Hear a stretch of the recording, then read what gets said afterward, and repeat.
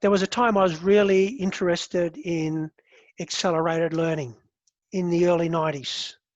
And there was a lot there. There was to deal with music and repetition and the way things happened, and the way structured stories. And what I'd be curious to know, what is the package that we could put together to say, righto, this is the type of music you should listen to for studying these types of things. Yeah. Or it could be music, or it could be playing a guitar or a piano, or going for a run, or doing art. If indeed they're important, then how do we create those brainwaves?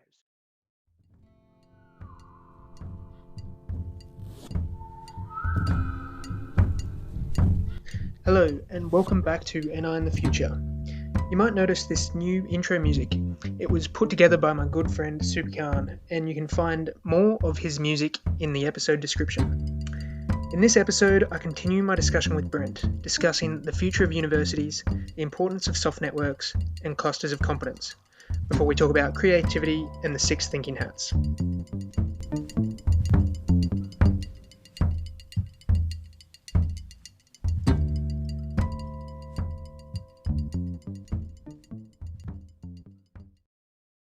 I guess on that topic of having huge classes, do you think that might be some way in the future it might change to, at the moment, universities basically have everything at each uni. They've got the arts, they've got sciences. Do you think each uni will have to become somewhat more specialised, and you'll go to Armidale for one topic, you'll go to Newcastle for another, Sydney for another? See, again, this is don't be too digital. Yep. There is other solutions. And so another solution so an obvious solution is just to have UNE as agriculture, Uni of Sydney is medicine, UTS that's what I was thinking. is business. Yep. So that is a possibility, but there's another possibility, and it could be even that every university teaches what they're teaching now. However, first year accounting or 1 year could be taught, it could be directed out of UNE. Yeah. And now another first year one then could be out of Queensland Uni. And so we could still keep all our own thing and our own identities, but we're more innovative about how we share the teaching. So, why do you have 20, 30, 39 universities in Australia write the same first year accounting unit? What's the sense in that? So what's the sense in them writing? Look, accounting and chemistry may be a bit different. I was going to say, because we also have professional bodies that dictate some things that people must know.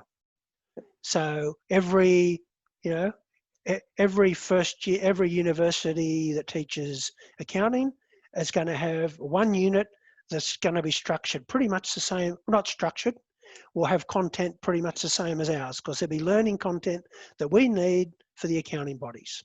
So, but in chemistry, is there everything, is there some units that everyone's got to learn in? There'd be a lot of similar basics between unis, but I guess I've never done first year uni at Uni Melbourne, so I don't know if it is the same or not. But I'd say there'd have to be a lot of crossover, because that introductory stuff, you cover a broad range of the fields at a simple level. Yeah. And see, and what may well happen, it may be first years that are all, where you have 10,000 students in a class, but they're going to get smaller by second year and third year or fourth year. And that's where there's still the opportunity for the specialisation to come. And it might be, righto, at Newcastle Uni, we specialise in salts. So if you want to learn about salts, we'll teach all this highly sophisticated stuff on salts, not only will we have the latest content, but we will really know how to teach it, because we've got, a pretty good teaching team that have been doing this for a while. Look, there's now how we make that happen is what the challenge is, and if universities want to drive it, which they should be doing now, or the government will force it, or alternately, and this is the bit that could happen, private enterprise could come in. They're not siphoning money off for research. They can set stuff up differently. So let's as private enterprise, let's teach all this. We can do this far more effectively. Now that's gonna, that's not going to work with everything, because there's some areas, and I know my own professional body, the Chartered Accountants Australia and New Zealand. They write a lot of papers about our profession and the state of play. And one of the things they, I remember saying, is that universities are at their most value in times of rapid change. So you might say, one of the arguments, universities are really valuable at this time. So we need to learn how to make them effectively, and need to make, look, they need to be properly funded, but they also need to deliver value for that funding. So look, and there's going to be a big rethink. There's a whole host of things that COVID has caused a rethink. Now, it's whether again, this is the chunking thing we've talked about before. Where do we chunk up to get the solutions? Yeah. Do we chunk up just to the level of we need to get people into doing something, they're gainfully employed, whether that's study or working or whatever? We'll have all these programs to pay people to do whatever, to study or to support their income. We'll build more infrastructure, which, that's been a go-to. We need to stimulate the economy. We'll build more. Or do we chunk up to a higher level still and say, how do we want our society to look in 2100, in 2050, or wherever it is? How do we need to restructure it to get there? And is building more highways necessarily the answer? Is having a big construction, some super constructions in the heart of Sydney, provide a lot of employment? But is that really part of the solution? Do we want people living in cities, or do we want to live them? Do we want to move people away from the coast? If we're going to have rising sea levels, and do we want to get people back from the coast a bit? Do we start like we did with Canberra? Do we start having some purpose-built cities? Is that where we generate our growth in the economy, the stuff in the economy, by building some super cities? And that, and it could be those cities. We talked about specialisation for universities, but it could be specialisation for cities. Here's your cluster, righto? So here is the business city. It's going to be the heart of business. We're going to have the key business faculties here. We might have some technology, and then here's the agricultural city, where we'll be focused on how we do agriculture better, but we'll also have lots of farms outside. Here's our sites, here's the chemistry city, where we have, here's this, but around it, here's all the pharmaceutical places. Here's all the medical places. This is where we develop batteries and build batteries. This is where we work on our solar. Do we step back that far and have cities jotted around, but also make them great living spaces? So sure, we can have high rise, but there's lots of open spaces. People can easily move about on foot. So we don't even necessarily have to have, well, it still might like some type of public transport system. Of course, it might be we have shared vehicles. There could be a whole host of different thinking there. There's not, but who would have thought, and I guess clearly someone did because they did it, that, you can go into a capital city and find a scooter lying around, and you just have an app, pick up the app, it'll turn on the scooter for you, and you can take that scooter where you want to go. Yep.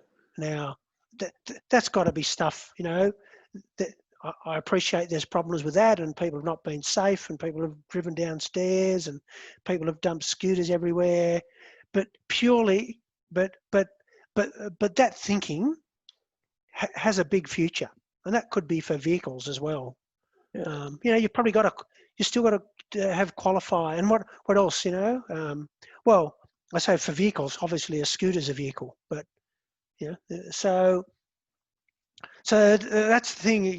That's a in terms of, you asked a tips question again. There's probably an example of a tip coming again. Is your chunking and what level do you take your thinking to solve the problem?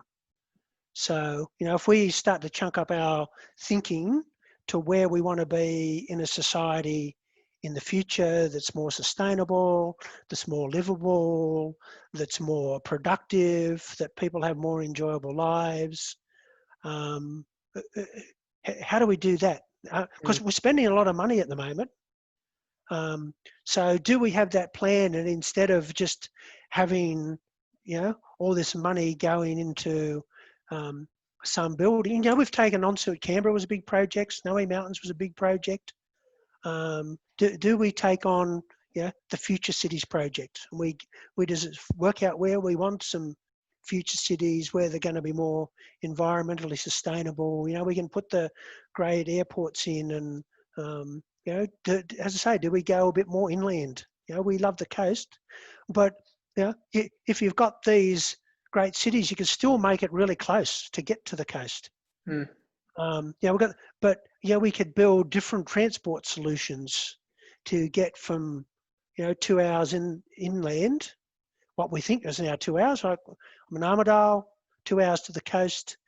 Are there solutions we could build that would be 45 minutes to the coast? Which is clearly are doable, given there's some people travel 45 minutes an hour each way to work. So that's something you could go for a day on the weekend. Yeah. So you asked one question, or I answer a different one? I guess on that topic, do you have any ideas how that change could be implemented? Because I think there'd be a lot of pushback. I guess to any change, there's a lot of pushback. But in the case of, say, first year courses being specialised at each uni, without a doubt there'd be pushback to that. Oh yeah, look, and I'd be pushed back if it wasn't mine. So I get there's all the self-interest. So how do you well, you've got to, it's a conversation, and you've got to convince people, because the other thing is, if we do that, we should, that's, I guess if you look at that in terms of business chunking up, right, what is it you want out of life? How can we do that? And a lot of people probably say, well, we don't have enough time for research, for instance, or that, because you could design a life for an academic. You say, right, you've still got your same salary. You've still got to contribute into one of these units, but it's not going to take you 1,000 hours a year.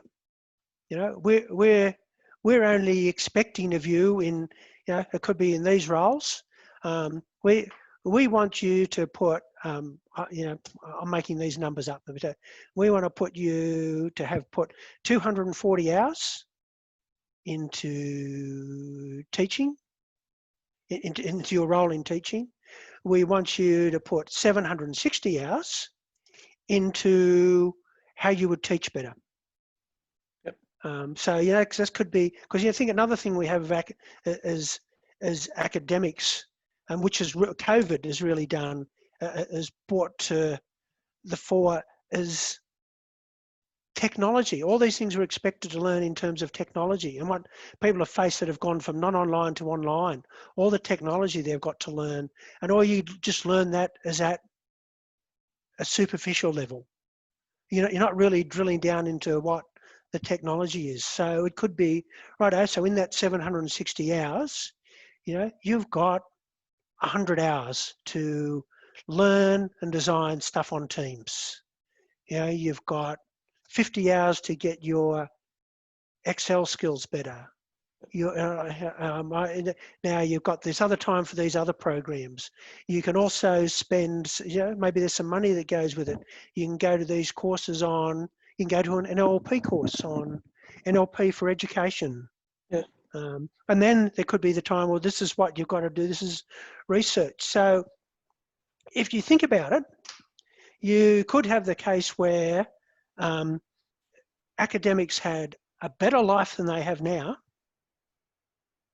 because they, you know, they've got the time, you know, because people want to do a pretty good job teaching, and you do a far better job teaching if you had time to learn your technology, for instance, and understand what technology is right, or to shadow someone who, look, I want to learn how to do a good Zoom meeting.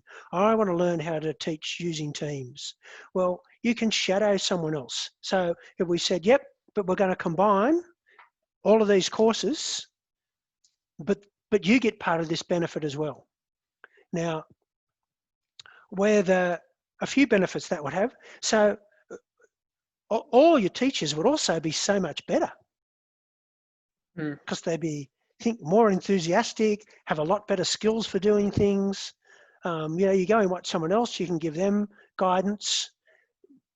But this is probably what's also, you know, you wouldn't have to keep doing this forever necessarily. You might want to do that, but you might say, because ultimately you want everyone who's got, you know, the job now and coming into it, you know, this is what education's like.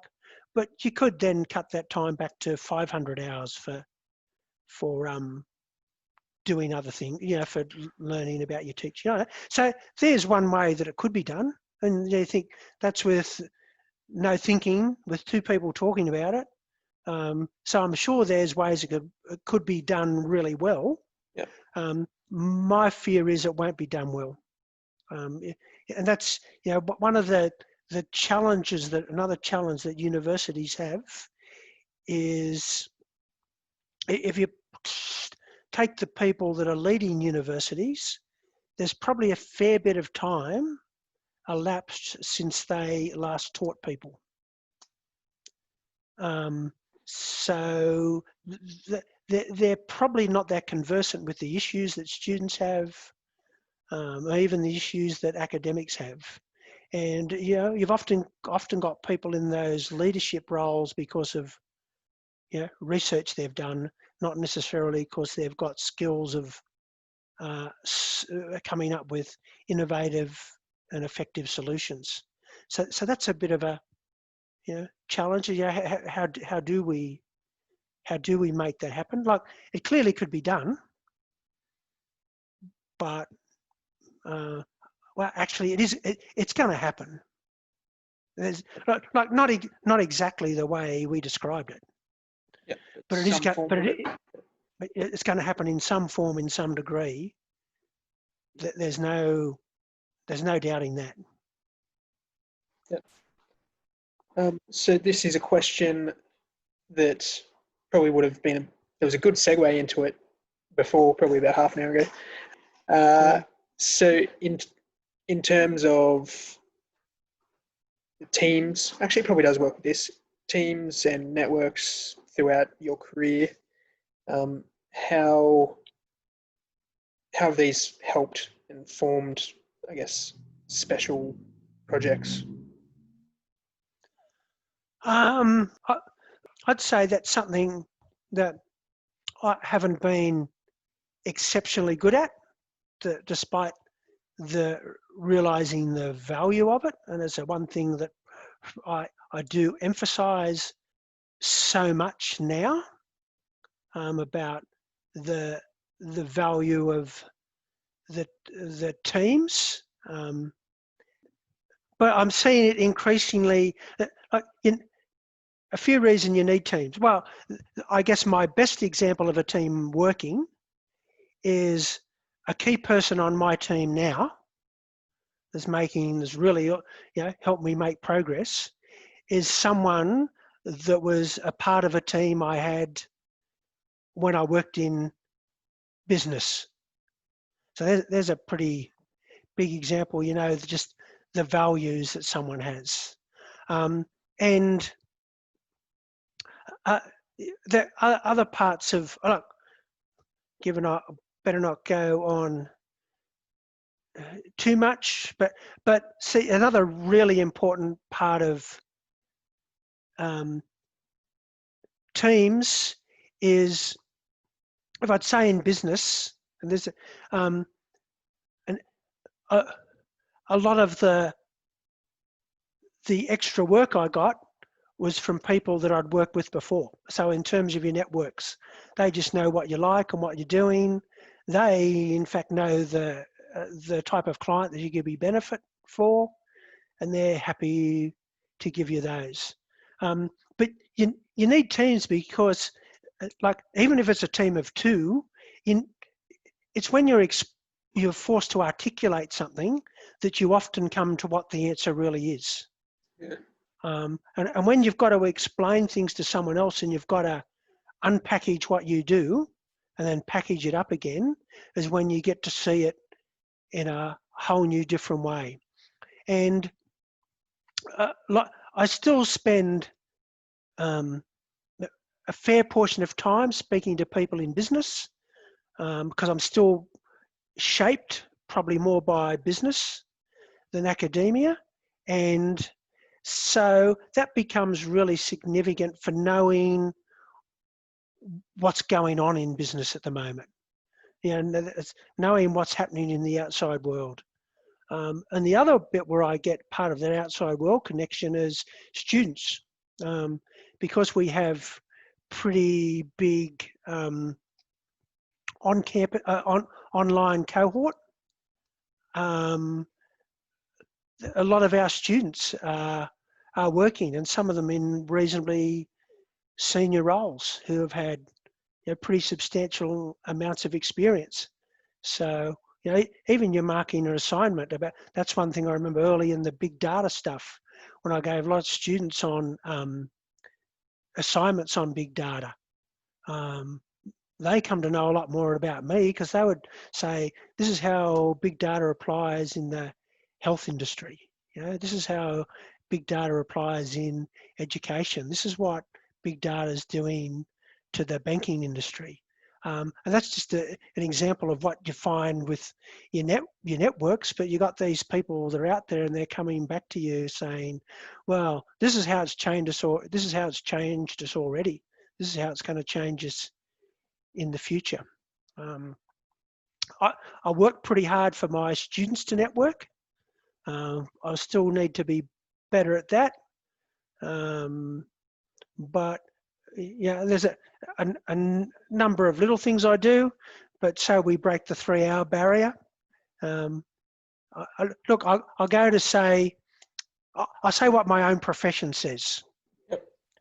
When recruiters in my profession, and I haven't been out speaking to recruiters probably in the last 2 years. So, but I guess this is still true. They look at some things that have often said,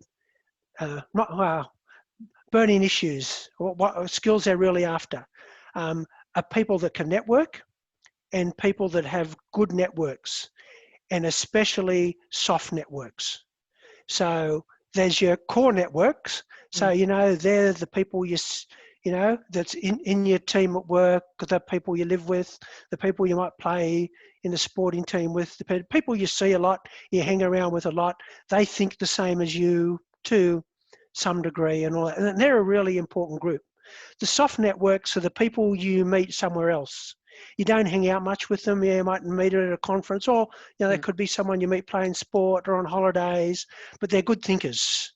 And you like them, you keep in contact with them, but they might be in IT or in marketing or in recruitment, and so that's the soft networks.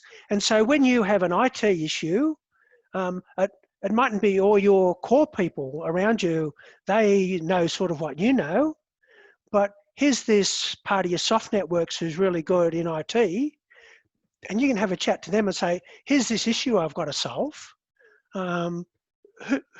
And they might know the solution, but who could I speak to about that?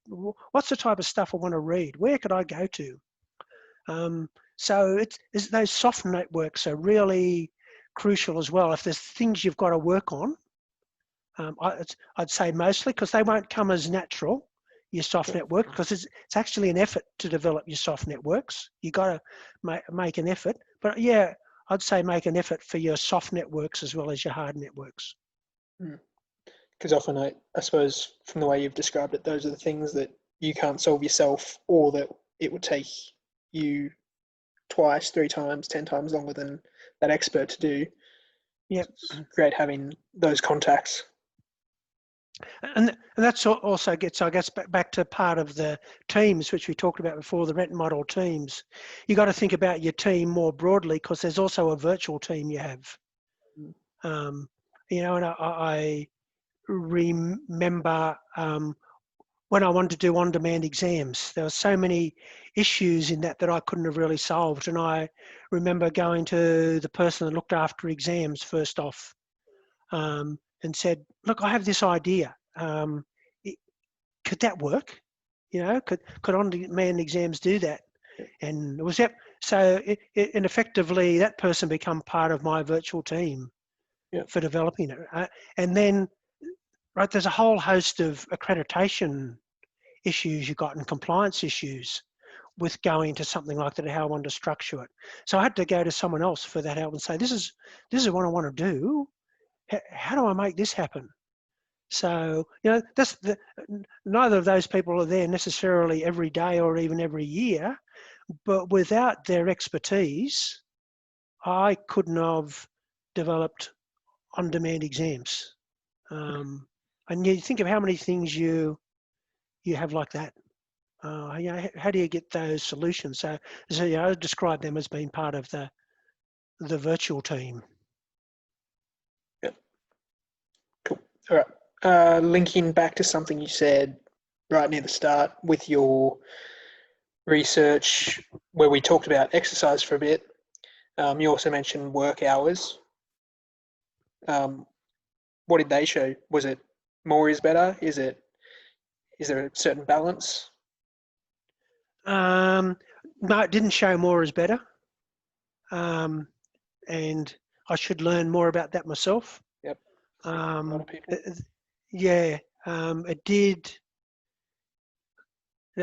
It's not totally less is better, but again, this is probably the same issue as we had before between, it's correlation, but was just working less hours beneficial?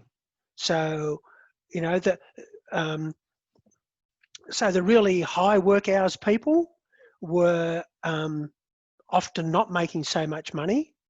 But then you also, so you go to business in that, and you think about a startup business. So, you've got to say yes to almost every opportunity. You're trying to grow the business. You don't know how to do stuff. You've got to develop your systems. You've got to put a bit of time into, recruiting people. You take on jobs that are not necessarily your expertise. You do jobs cheaper than you would, because you just need the job and you need the money. You can't afford to plan how to do something more effectively, because you've taken on all these jobs and you've got to get them done. So the fact that there was generally a correlation between working less hours down to about 28 hours a week. I can't, going back a long way now, I can't exactly remember. But that didn't necessarily mean, you couldn't go from working 58 hours a week to working 28 hours a week. You know, because you got yourself into a position, you had responsibilities to do things, but and also people perceive different things as work. You know, you could, so exercise be pretty big, and so you get a pile of people that work in the same area that exercise together. And some of that could be, it's bringing your networks together as well.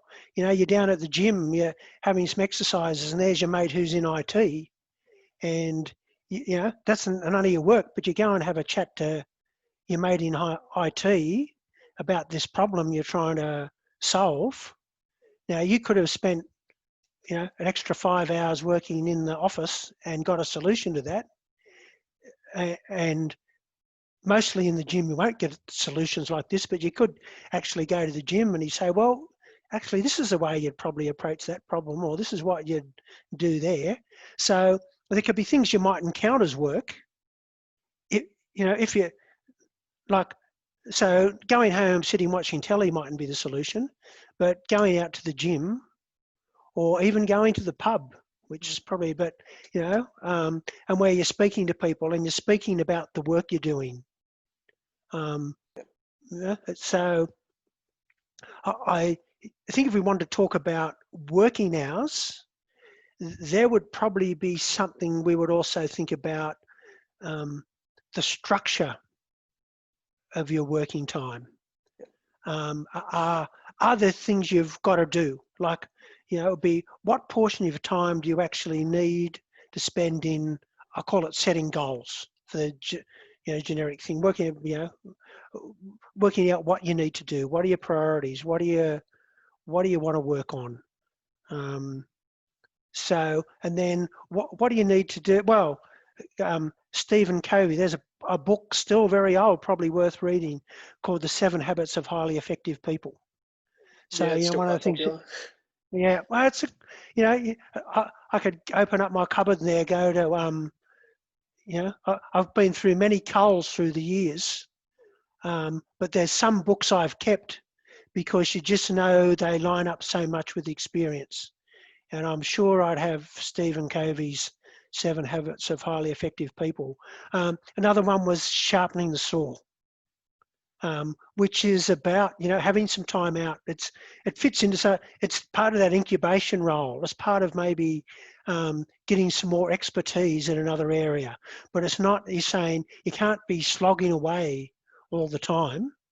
There's times you've got to get out and actually think about things a little bit differently. So it's not pure hours you want to focus on. It's probably, thinking about a balance. And if you want to get some balance, you can make up your own stuff, and there's probably more books out since. But I'd say a good investment of time would be Stephen Covey and his 7 Habits of Highly Effective People. And another one in his 6 Thinking Hats. They want to talk about creativity and innovation. And that's, he talked about the different hats, the different thinking you have. So the blue hat is, I think, the big thinker, thinking about the overview. The white hat, right, what's all the data say on this? The red hat is about the emotions. The yellow hat, the yellow hat might be the totally supportive person, or that could be the green hat. The black hat is about, what's all the negative stuff. No, the green hat must be about, the green hat's about everything that works. Everything works. Supportive of everything, let's make it so you make that go. Now, I've conducted a number of, when trying to solve difficult problems, conducted a number of what I call 6 hats meetings. So this is going back decades, where you get people to actually wear that hat, play those roles, and we try to come up with a solution.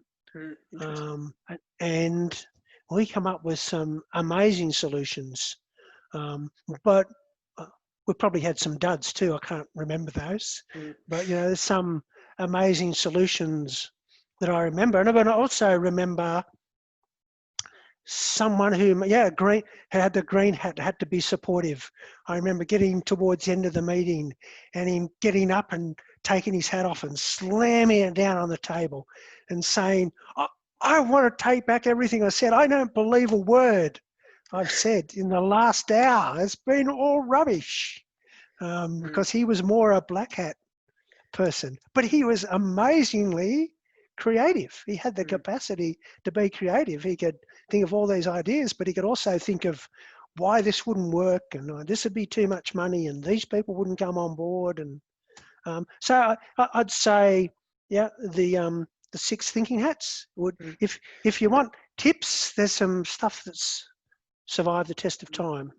And that ties in with your giving people a role for a meeting. Yeah, it is. Did you find people enjoyed having that role as well, to some extent? Oh, a lot of people enjoyed the role. It was particularly beneficial if there was a hierarchical structure in the organisation, and it's pretty hard to have a creative meeting when the boss is there, because whatever the boss says, everyone becomes a green hat to the boss. Yeah. So they become very good for those things, and people could really get into it. It was a license to participate. It was a license to say what you wanted. So, I had a lot of quite warm experiences doing those because people felt good about them, and they were always something to talk about when you go out to dinner afterwards, or go to the bar or whatever, and you think about how effective that's going to be to solving a problem, to giving a presentation on, I've been through your data and I've looked at these things and I've found out, this is what your data says. I'm sure I could have been more interesting than that. But, often it'd be, there'd be some meetings with people first to decide what the issues were you wanted to work on. You needed to get the support of the upper management for that, for the decision makers. And you didn't always get that. Sometimes decision makers were worried they're going to come up with an idea that we don't want. And then that's just going to cause us problems because we won't want to implement it. Then, so, it wasn't something that happened all the time. But it was a great tool, and I think it's a great thing for people to do. Cool. Right, we'll get on to maybe the final few questions then. So for this one, if you were given 4 years where you could research one thing and didn't have all your other academic commitments, what would it be? I think it would be related to people's behaviour, and how we could get people to behave in more effective ways. If I need to narrow that down more, I think it'd be related to creativity. How can we support people to make more creative solutions? So I said, I think the way I can contribute to environmental sustainability is to educate people more about ways of thinking and accounting. And I'm doing that because that's where I am, really. If I wanted to have a greater impact than about accounting, it would be educating people to come up with more innovative solutions, more creative solutions, how to think in a different way. So that now, while I've got some ideas on that, it would certainly take a lot of research to see, there's not a lot I've got in that space that is more than my anecdotal experience. And in some fairness, a literature review is a pretty important thing to do. The literature as life is something that we shouldn't devalue.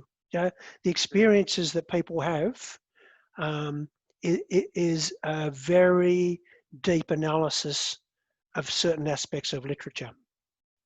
Yep. Have I answered that question, or? Yeah, I think so. It was just shorter I than know.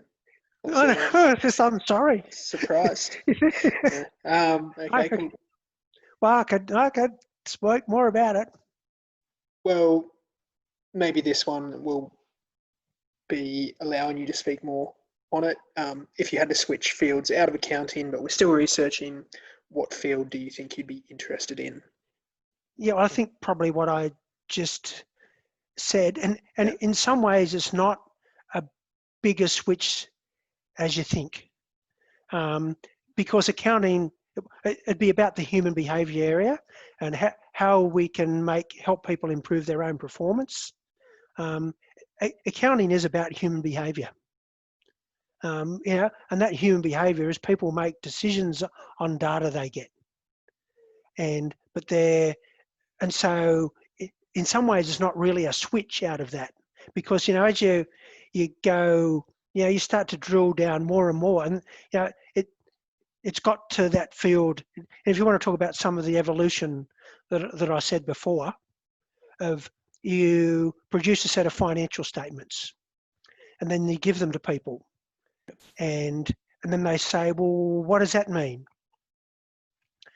And then you say, well, I thought that was obvious. Well, yeah, your gross profit's pretty low here. Oh, how'd you tell that? All right, so then you go back and you start producing ratios, so people could see the ratios. Then you got something to compare to, and then it would be, oh, right, so yep, your gross profit's a bit low. Yep, I can tell that. So what does that mean?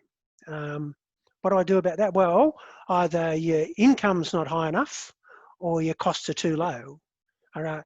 So what causes income not to be high enough? And it might be, well, you're not getting your discounts. You're not buying the right things. You don't have the right type of product mix. You're not getting the add-on sales. You're in fact not looking after your stock well enough. So you've got, stuff down there. Well, that's probably more a cost, but it's so. And then what could cause so then you start finding you're breaking that down again. But then you get to a stage where people say, well, what do I do about it? Yep. And so ultimately you get to the behaviour. And I don't want to do that.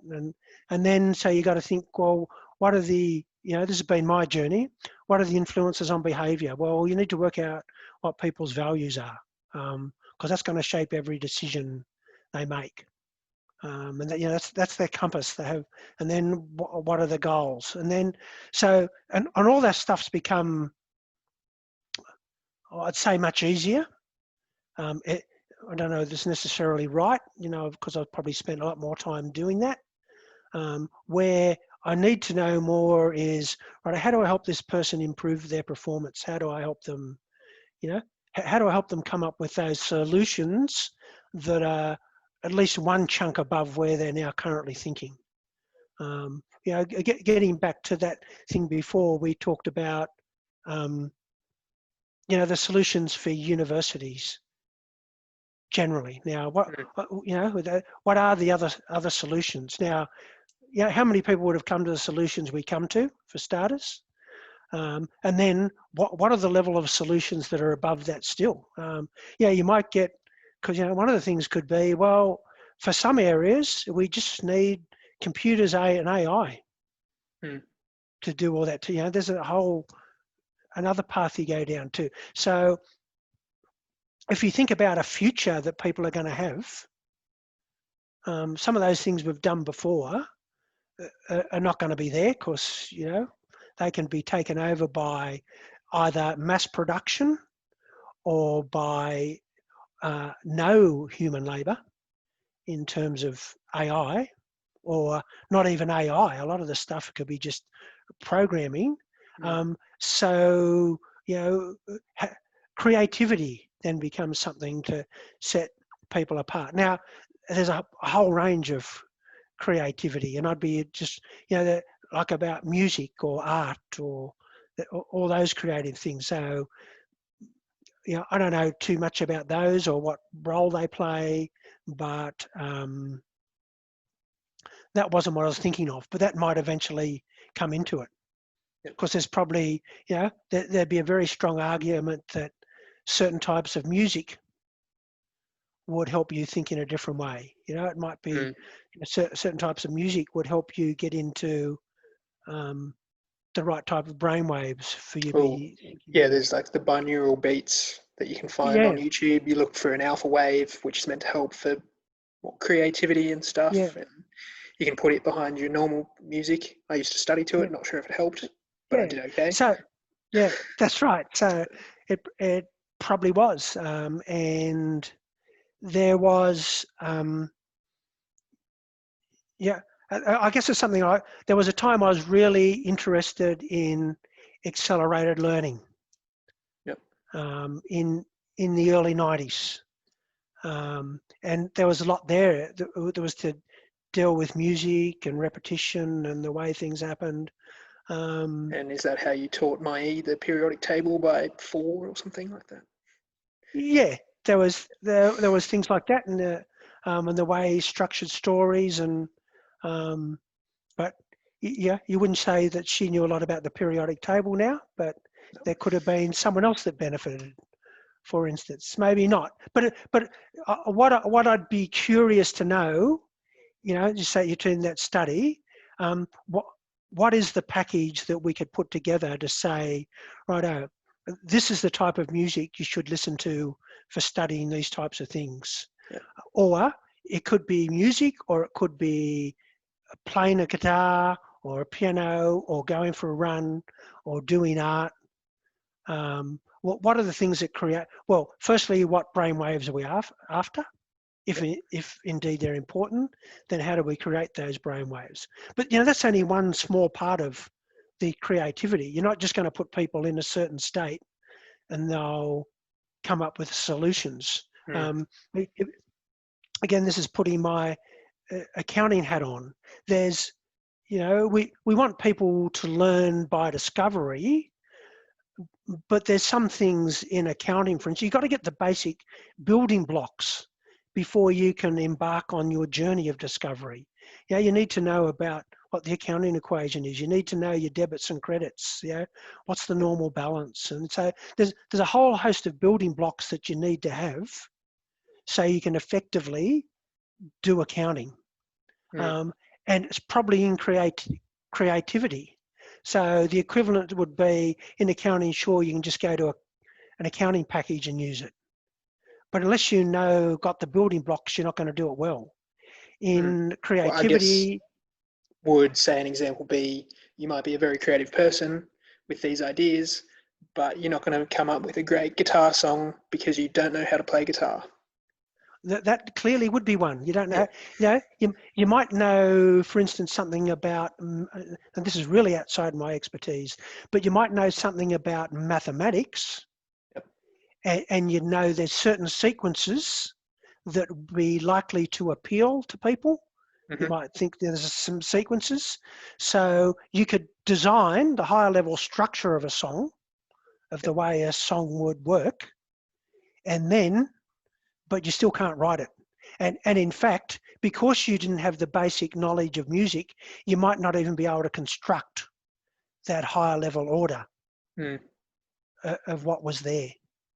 And so, in creativity, you might, I don't know what the building blocks are, because clearly I haven't gone down that, but it might be stuff like the 6 thinking hats. You've got to be able to think in different ways. So here's one tool to help you do that. A bit like in athletics and doing your drills. You go and do your drills to build up here's some basic muscles here. Yeah. So here's some drills for creativity. There's 6 thinking hats. You need to go to higher levels of abstraction to think about a problem. Righto, what drills can we have to give people those things, so that when they get into, and they get the music and they get the problem and they get everyone around them having ideas, they've got the tools that just come out from them naturally. They can easily go to their different ways of thinking. They can easily go to the different levels of abstraction. They've also got the skills in listening to other people and taking what other people see and chunking that up to a level that they understand.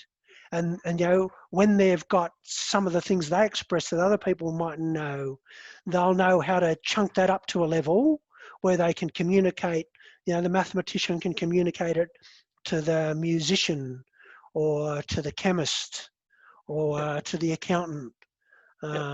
So there's probably a basic bag of tricks, so a toolbox that you need to have in order to be able to do this. And it might also be some certain level of fitness. Like if you're not physically fit, your brain's not getting the access to the oxygen that it needs. Or it might be that before you go into the creative meeting, we all sit there with oxygen going up our nose. Now, well, I guess maybe meditation, that's the way we might do it.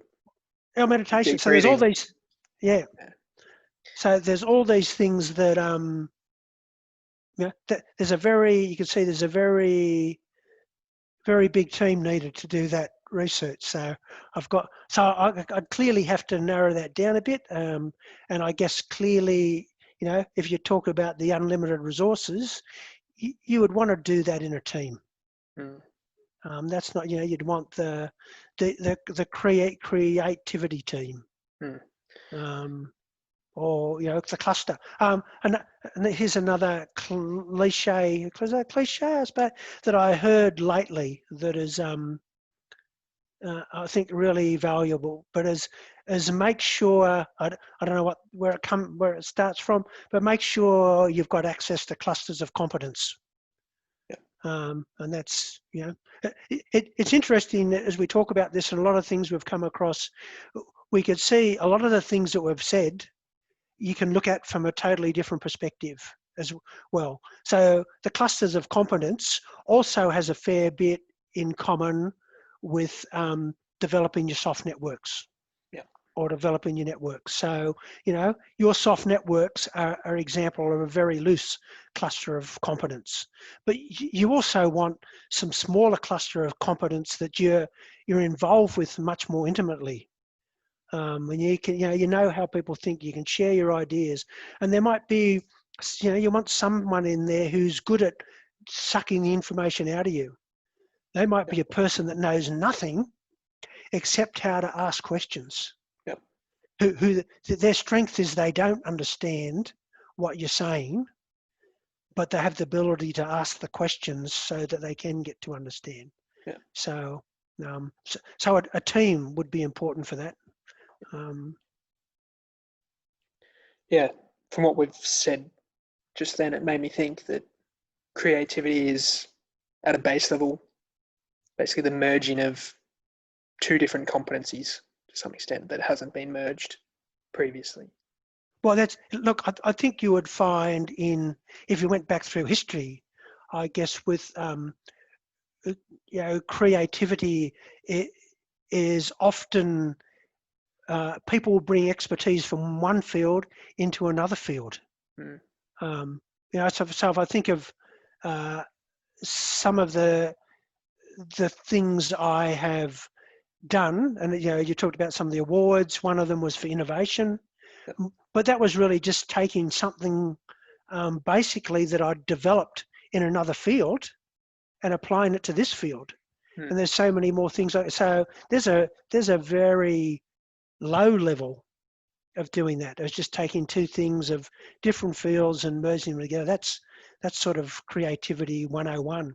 The other thing, and I don't know my history well enough of this, but I'm sure there'd be probably some research done. You go to science, about the impact of the coffee shop, and you might even find, Newton, and I don't know the histories well enough. You might find there's a whole pile of, if you wrote out a list of scientists, you might find how many of them have their paths crossed.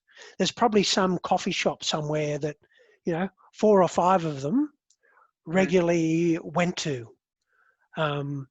So, that'd be really something worth looking at. And well, on that case, I was reading just a Twitter feed yesterday because it was the 75th anniversary of the Manhattan Project finishing, I think. And just talking about that, I think the list of Nobel laureates, either previous or future at that point, I think there was over 10 were in that team. Yeah. Or if you just talk about Gilbert Lewis, who never got the Nobel Prize, Yeah. but he Yeah. had 5 of his students get it. Yeah. That's pretty. So that's something about clusters, bringing smart people together. You know, the clusters of competence. Tell you of a different perspective. I heard a talk by the guy that started Mona in Tasmania, who apparently made his money out of gambling. Mm. And if I remember, his story went something like he was studying maths at UTAS, and the teacher there taught them about maths and applying that to gambling as a practical example. Yep. And so he said he applied it and he made all this money, but so did a very large cohort of his colleagues from his year, and about the amount of them that went on to be, you know, exceptionally wealthy. So in science, but also in other areas. I guess Silicon Valley is an example of that. One thing I've also, you know, in terms of music, I remember. Now I can't. I've been very unmusical, never knowing that much about music, and one of the Youngs died in, you know, AC/DC. Probably heard of that. Yep.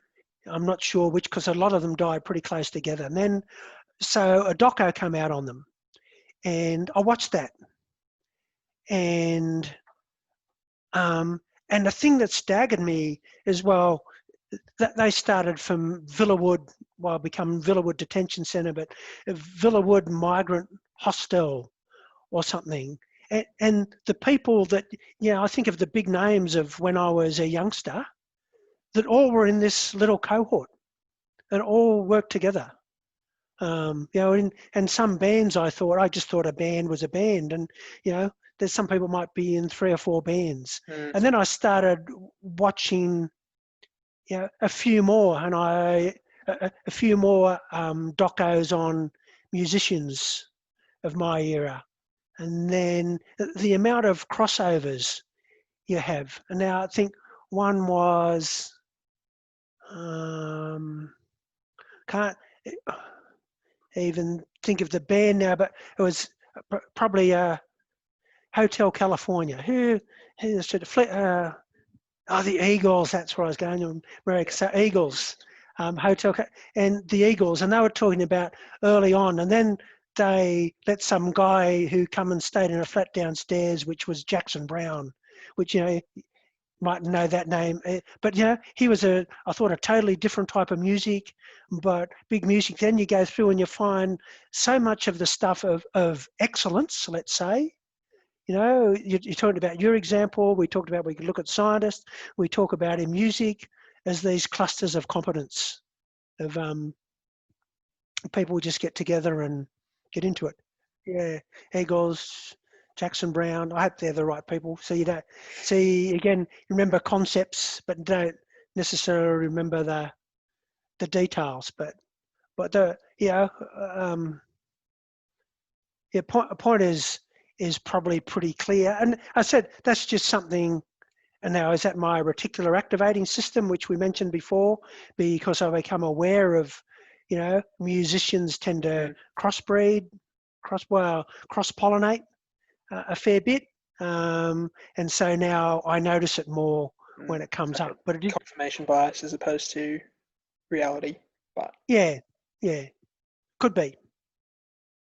So it's still quite remarkable if you think. Well, again, yeah. But again, if we talked about, they're things that would be good to find out. You say, righto, well, yeah, what's the chances of, you know, you listed, you know, I don't know what the number was. You know, 20 famous scientists, your top 20 scientists of, you know, and whether you went by decade or by century, I'm going way back. and found out how many, because it's much more relevant then than now, because the clusters are much easier to form now. You know, you don't even have to travel. So there, you know, the clusters were much more significant. And you find that, hold on, all these people were actually hung in this city in 1796.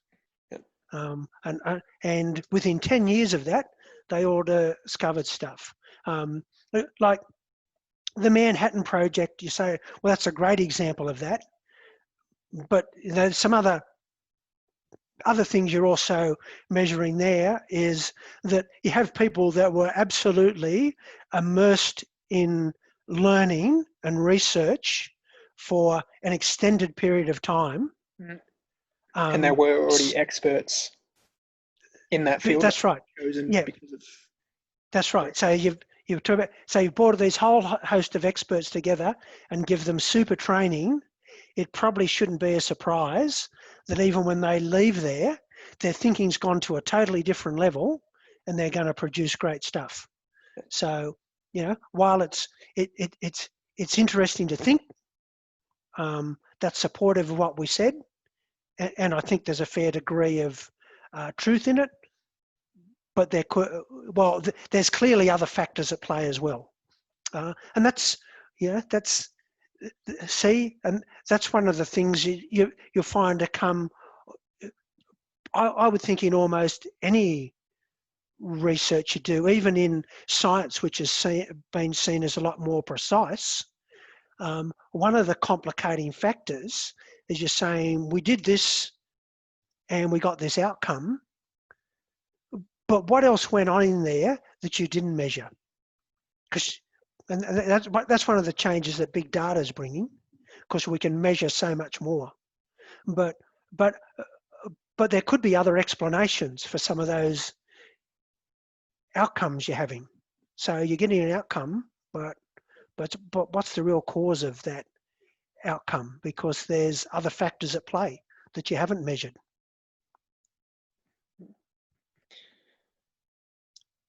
Right. So we'll start to wrap up with two more questions. It could be finished by midnight. We might be. So I'll actually limit you on this question, because we've talked about a lot of it already. So what do you hope is the future of accounting, and how do you think this will impact our society? For this question, because I think we've talked about a lot of it already. So just as a summary. I think we've really answered it. So right, the role of accounting is, number one, to make things visible. Yep. So what I would hope is accounting would get far better at making the important things for decision making visible. And a key to that is going to be, at the moment when making decisions, we haven't costed everything. So, you know, we talk about a coal mine. We've mentioned that before. So we need to hold on. We're just in effect measuring the cost of getting it out of the ground. But what about the cost of actually it being formed in the first place? What about the cost of rehabilitating afterwards? And I know there's some effort of that, but I don't think there's enough of that. What about the cost of what else we could have used that land for at the time? Because that's also part of the cost, but you could argue that's the cost of everything. And what's the cost of some of its environmental, and what's the cost of all of its environmental degradation? Yeah. So, because we don't want to stop using stuff. We want to know what the costs are, so we can make the decision about how much we use them. So I'd like it to get better at making more things visible. And see, we've just taken coal, but we might find there's a whole host of, if you might say, well, if we use that for something else, we could have used it for farming. But then farming has these costs as well. And then say, well, hold on, we could have used it for a city. Well, a city has costs. So, it's not, we need to get to make the cost visible so we can make decisions. And then accounting needs to play a bigger role in the actual decision making and in providing solutions. Yep. So it's in delivering that area in the right chunks. So it's been able to chunk the information so that people can make decisions. So you can't just give people. So I guess we've got in making things visible, and part of that is measuring the right stuff. The other part of it is chunking it in the right sizes and then being able to drill down into that. So in reporting, we need to really improve how we report, and we want to improve how we are good at solutions. So that's the creativity bit. How do we get the skills of creativity to apply what we've learned? Done. And the final question, this one should hopefully be easy for you. Where can people go to find out more about you and your research? Maybe ResearchGate would be the easiest. I don't know that I've got that much up there, but that's probably the easiest thing. Maybe I need to pay a bit more attention to that. I probably tend to be more worried about the application of what I've done in implementing that. And there's probably just a few general things that I've written. I'd say ResearchGate. Thank you all for listening to this episode of NI in the Future. In the next episode, I am joined by Dr. Sarah Pearson to discuss her interesting career, which ranges from particle physics to Cadbury to innovation. If anything from today's episode sparked an idea, or you'd like to find out more, I'd love to hear about it. So leave a comment on YouTube, find me on Twitter, rate the podcast, or visit niinthefuture.com to get in contact. I look forward to you joining us for the next episode, so keep an eye on the future for when it comes out.